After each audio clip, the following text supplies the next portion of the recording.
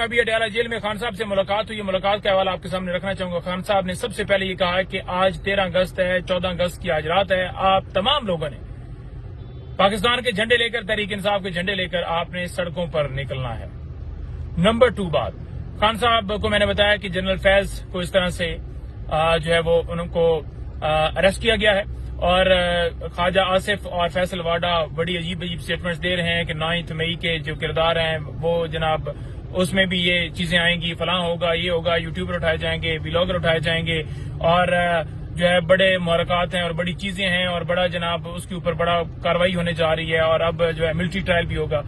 تو خان صاحب مسکرائے, انہوں نے کہا کہ دیکھیں ہم تو پہلے بھی کہہ رہے ہیں کہ جوڈیشل کمیشن بنانا چاہیے, یہ ایک اچھا موقع ہے کہ اب جوڈیشل کمیشن بنا لیں اور پتہ لگا لیں کہ کس نے سی سی ٹی وی فوٹیجز چرائی. جس نے سی سی ٹی وی فوٹیجز چرائی وہ 9 مئی کروانے والا ہے. اور سیکنڈ انہوں نے کہا کہ جو ہے آگ لگانے کی بات کی جا رہی ہے.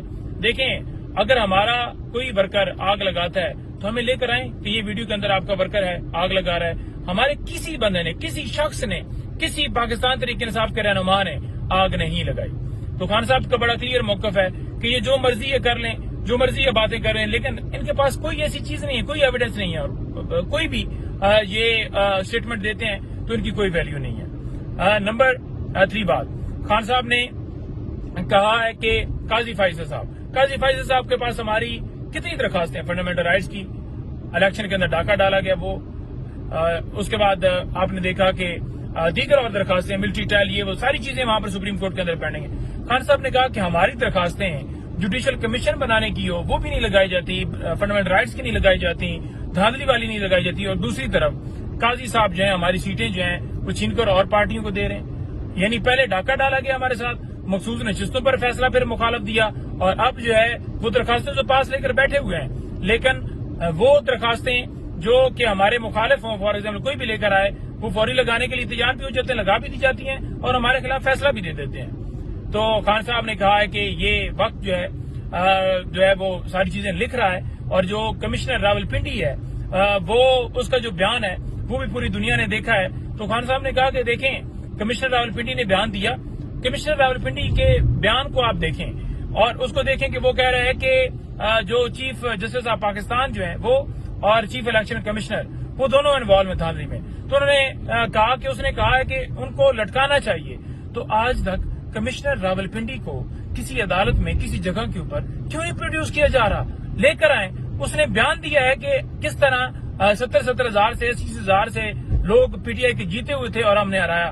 تو پھر اس کو اگر جو ہے یہ سمجھتے ہیں کہ یہ سچے ہیں تو کیوں نہیں اس کو لایا جا رہا؟ تو اس کو لایا جائے, اس کی اسٹیٹمنٹ لی جائے, اس کی اسٹیٹمنٹ بہت اہم ہے. اور خان صاحب نے ہم نے کہا کہ آپ بھی بات کی, ہم نے کہا کہ ہم آلریڈی بات کرتے ہیں اور ہم مزید اس کو بالکل بات کریں گے اور کہیں گے کہ اس کو لایا جائے. اس کے علاوہ خان صاحب نے کہا کہ جو پتن کی رپورٹ ہے, انہوں نے کہا کہ نواز شریف اپنا حلقہ ہار گیا, جو قوم کی آخری امید کہتے ہیں کہ قوم کی آخری امید آ رہا ہے. انہوں نے کہا کہ وہ تو اپنا حلقہ ہار گیا.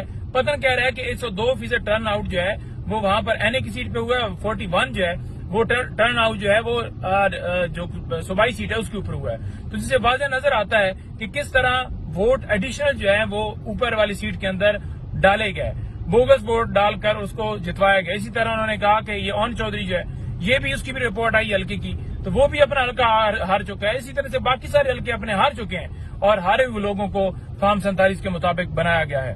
خان صاحب نے بنگلہ دیش کی جو صورتحال ہے اس کے حوالے سے بھی ذکر کیا. خان صاحب نے کہا کہ اس وقت جو بنگلہ دیش میں پوزیشن ہے, آپ اگر بیک گراؤنڈ کے اندر دیکھیں تو وہاں پر بنگلہ دیش کی اکانومی ہم سے بہتر ہے, لیکن وہاں پر کیا ہوا, وہاں پر کیوں لوگ نکلے؟ کیونکہ وہاں بھی یہ کیا جا رہا تھا جو آج پاکستان میں کیا جا رہا ہے. تو ان سے سیکھیں اور ملک کو آگے چلنے دیں, ملک کو آگے بڑھنے دیں. یہ نہیں ہو سکتا کہ آپ عوام کی رائے ایک طرف ہو اور آپ ایک طرف کھڑے ہوں. پھر خان صاحب نے کہا ہے کہ وکلا نے اس وقت جو ہے وہ نکلنا ہے, وکلا نے موبلائزیشن جو ہے وہ کرنی ہے, کیونکہ دیکھیں یہ قانون اور آئین کی بالادستی کی جنگ ہے. تو تمام وکلاء کو میں کہنا چاہتا ہوں کہ آپ اپنا رول ادا کریں, آپ نکلیں آئین اور قانون کی بقا کے لیے جو آج ملک کے اندر کیا جا رہا ہے. خان صاحب نے خاص طور پر وکلاء کو کہا ہے کہ وہ نکلیں. اس کے علاوہ خان صاحب نے جو بات کی ہے وہ آپ کے سامنے رکھنا چاہوں گا. خان صاحب نے جو ہے وہ جو ہمارے 3 MNAs جو اس مشکل وقت میں جن کو بڑی آفرز بھی کی گئی، تھریٹس بھی کیے گئے اور ان کو ہرا دیا گیا، انہوں نے وفاداری چینج نہیں کی، جس میں بلال صاحب ہیں، وہ ورد صاحب ہیں، ہمارے تیسرے ایم این اے، انہوں نے کہا کہ یہ دیکھیں یہ تاریخ میں لکھا جائے گا کہ یہ لوگ کس طرف کھڑے ہیں۔ انہوں نے ان کو اپریشیٹ کیا، ان کو ہم نے بتایا کہ اس طرح سے جو ہے وہ وہاں پر جو ہے کیا گیا، اور انہوں نے اس طرح کے بیانات آپ کے حق میں دیے ہیں کہ ہم بالکل ڈٹ کے کھڑے ہیں۔ تو خان صاحب نے ان کو اپریشیٹ کیا اور انہوں نے کہا کہ دیکھیں یہ اصل بات ہوتی ہے، یہ اصل چیز ہوتی ہے کہ لوگ اپنے اصولوں کے اوپر، اپنے موقف کے اوپر، اپنے نظریے کے اوپر قائم ہیں۔ انہوں نے سیٹ گوا دی لیکن وہ جو ہے وہ ڈٹ کے کھڑے ہیں۔ خان صاحب نے دیگر اور چیزیں بھی کی، جس میں خان صاحب نے مختلف پہلوؤں کے اوپر بات کی جو کہ ہمارے انٹرنل معاملات اور مختلف چیزیں تھیں، لیکن جو ساتھ ساتھ چیزیں چل رہی ہیں ملک کے اندر، گرفتاریاں ہمارے سوشل میڈیا کے ٹائیگرز جو ہیں وہ اٹھائے جا رہے ہیں، ان کی فیملیز یا یوتھ کی گرفتاریاں ہوئی ہیں، تو خان صاحب نے وہ کہا کہ دیکھیں یہ جتنی گرفتاریاں مرضی کر لیں، کیا ان کے ویزے چینج کر سکتے ہیں؟ ملک کے اندر اس وقت جنگل کا قانون ہے اور یہ گرفتاری سے کیا لوگوں کو پیچھے ڈالیں گے؟ خان صاحب نے کہا کہ میں ان تمام لوگوں کو سلام پیش کرتا ہوں جو اس مشکل وقت میں، جو اس مشکل گھڑی میں، جو اس سارے معاملے میں ڈٹ کے کھڑے ہیں، ساتھ دے رہے ہیں، پاکستان کی خاطر کھڑے ہیں، اور جو ہے وہ خان صاحب نے ان کو خراج تحسین پیش کیا۔ انشاءاللہ تعالی جو ہے یہ ظلمت کی رات جو ہے وہ دیر تک نہیں چل سکتی۔ کفر کا نظام، جیسے مولا علی علیہ السلام فرماتے ہیں کہ کفر کا نظام چل سکتا ہے لیکن ظلم کا نظام نہیں چل سکتا۔ یہ ظلم کا نظام مٹے گا۔